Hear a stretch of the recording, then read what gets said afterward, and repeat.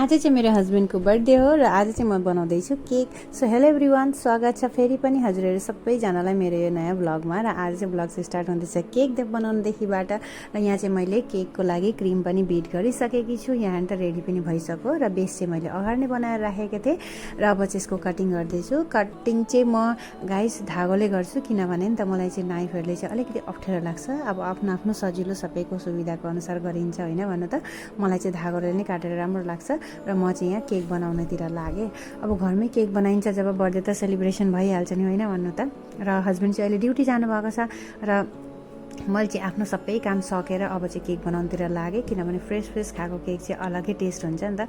अनि अहिले चाहिँ गाइस आफ्नो हातले बनाएर खाएर होला, बाहिरको चाहिँ जुन रेडिमेड केकहरू हुन्छ जुन सपहरूमा पाइन्छ त्यो चाहिँ मलाई एकदम मन पर्दैन कि आफ्नै हातको जस्तै भए पनि मनपर्छ। र यहाँ चाहिँ केक पनि रेडी भइसकेको छ। कस्तो भएको छ गाइस प्लिज कमेन्ट गर्नु नबिर्सिनु होला। र हेर्नु त केक त बनाउनु हो, त्यसपछिको बर्तन चाहिँ हेर्नु न। यो चाहिँ जसले पनि केक बनाउनुहुन्छ उहाँहरूले चाहिँ बुझ्न सक्नुहुन्छ कति बर्तन जुठो हुन्छ, यति धुनुपर्छ नि त के भन्नु र गाइस। र यहाँ हेर्नु अब चाहिँ नानीको फाइनली मतलब जुन वेट गरिरहेको थियो नि त केक कटिङको, त्यो चाहिँ कम्प्लिट हुन लाग्यो। किनभने बिहान बनाएर राखेको दिनभरि भनेको भने पापा कहिले आउनुहुन्छ अरे केक कटिङ गर्ने, कहिले आउनुहुन्छ अरे केक कटिङ गर्ने। नानीहरूलाई त अब त्यही त चाहिन्छ नि होइन त गाइस भन्नु त। र यहाँ चाहिँ हेर्नु हस्बेन्ड पनि आए पछाडि चाहिँ हामीले चाहिँ केक कटिङ गऱ्यौँ। अनि यहाँ सानी जानवी पनि आएकी छिन्।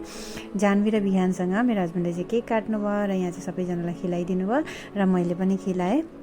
र आज चाहिँ अलिकति हामीले भिन्नै प्लानिङ गरेको थियौँ, तर त्यो चाहिँ नभएर आज चाहिँ हामी गयौँ रेस्टुरेन्ट, किनभने घरमा चाहिँ खाना बनाउनु पर्दैन, बाहिरै गएर खाऊँ भन्नुभयो। र एकदम छेउमै हाम्रो घरको छेउमै चाहिँ रेस्टुरेन्ट पनि छ, अनि जहाँ चाहिँ राम्रो खाना पाइन्छ। र हामी चाहिँ धेरै जस्तो यही रेस्टुरेन्टमै जाने गर्छौँ। र त्यहीँ चाहिँ हामी गयौँ र हामी तिनजनाले यसरी नै आज हस्बेन्डको बर्थडे सेलिब्रेसन गऱ्यौँ। र अहिलेलाई चाहिँ बाई गाइस।